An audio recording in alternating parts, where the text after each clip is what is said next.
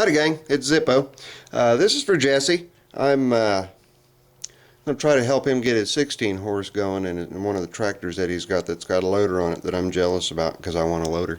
The area that we're going to be working on is right here. The governor rod that goes into the block, and then this governor arm here. I'm going to show you how to set everything up. You're going to need a 3/8 wrench and a small screwdriver to set the governor.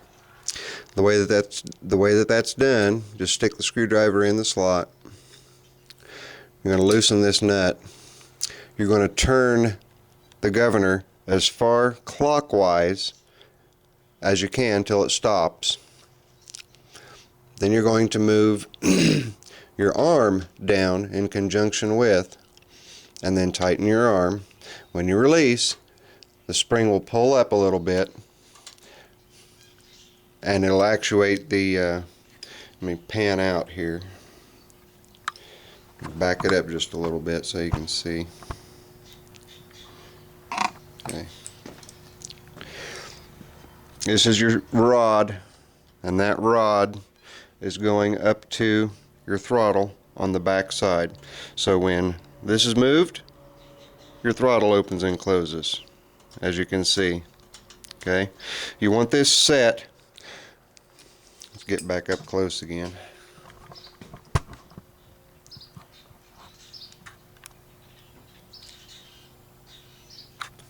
Okay, it's hard to see the numbers, but on this bar, each of the holes is numbered. You've got 1, 2, 3, 4, and 5. Those are actually the grooves underneath that are numbered, but they're in relationship sort of diagonally to the holes that are there. Now,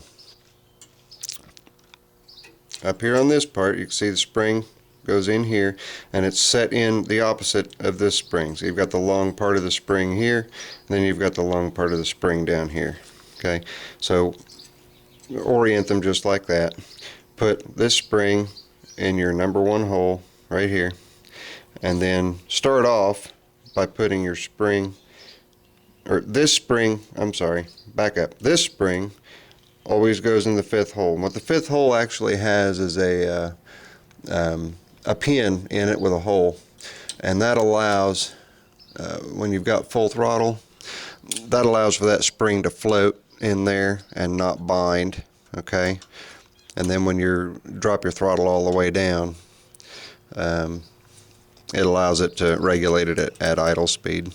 And then this one, if you find that you don't have enough governing power, that your engine's starting to die on you, you can move this spring accordingly to these holes to increase the tension, which will increase your governing power. That's the way to do it. Now, you see this rod right here. This rod right here goes all the way up top to here. Okay, as you can see, that's what's moving the throttle. And this actuates the springs. It doesn't actually actuate the throttle, it just actuates the springs, and the springs and the governor rod do the rest of the work. So you got the bar that goes in here, and it comes out up top. Now, there's 2 ways to set that throttle cable up. One is you put the throttle cable down through here, and you run it down, and I'm going to see if I can't get this in the camera. Maybe. Well, sorta. Okay. Let's get a little lower. There we go. Okay, now we got it. Now, if you look, there's a flat spot on that rod, and also there's a hole. If you run your cable through this hole up here, let me pan it up a little.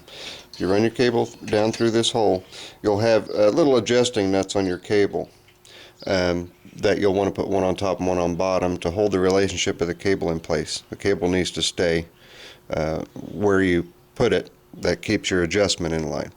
And then you go down and you put your hook barb just like just like what's in here, your little hook barb that's got right angle and then left angle. That will go in the hole on that rod right there.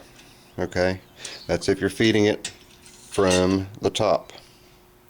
Now, if you're feeding it, if you can feed the wire either way. If you're feeding the wire through the bottom, through this way, just run your wire through. You'll still need those stop nuts to hold the cable in place, and then you'll have on top of your carburetor, I'm going to move over to a different engine here and show you what's on top of the carburetor, which I saw on yours, Jesse, which may be stating that your throttle cable will be coming from the bottom and going to the top, like this one is here. You can see just how this one's set up. Let me get it in the picture. Okay, and let me zoom in some. Alright, see that little dealio right there on top? I believe I saw that on yours, Jess. You'll run your cable right through there, and then when you operate your throttle cable, it'll move that rod from the top instead of moving it from the eyelet that's down about 2/3 of the way down on the rod that I showed you a minute ago. So you can see, hopefully, because I can't see. Let's see. Yep, you can see how that's moving it up and down, and that's controlling your throttle coming through the bottom. And let me get down here and show you the stop nuts if I can. I might have to take the camera off the stand here. Bear with me. Okay, I got a free-handed. I'm not used to free-handed. All right, back up, back out, back out, back out. All right, there's the two stop nuts on the cable.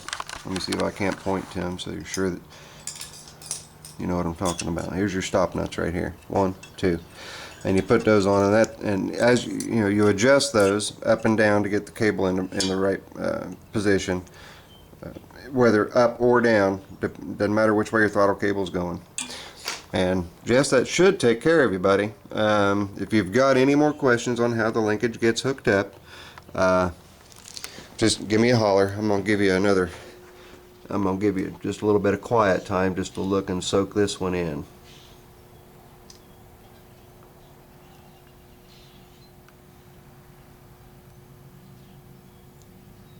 Let me go over it again once real quick.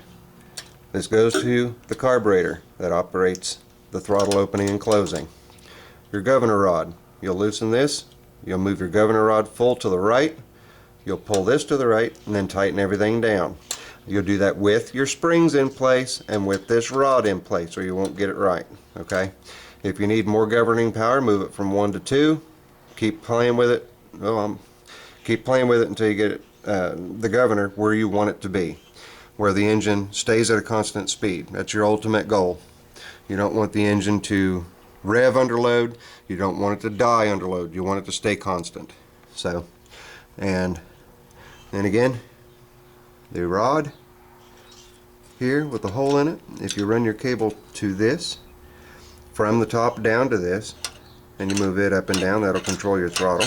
Or you mount it to the top like I said before, mount it up through the bottom hole here, just like that, and then put the wire through the hole that's in the top of your throttle rod, and up and down and up and down.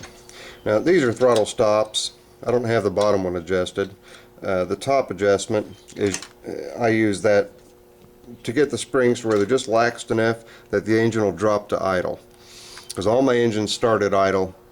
None of them start at any throttle at all. So depending on how your engine starts will depend on how you're going to set your throttle rod, because as you tighten this, it is going to raise your throttle, and even though you'll have your throttle cable all the way down, that will allow your throttle a little bit of room to kind of self-govern itself so that it'll start.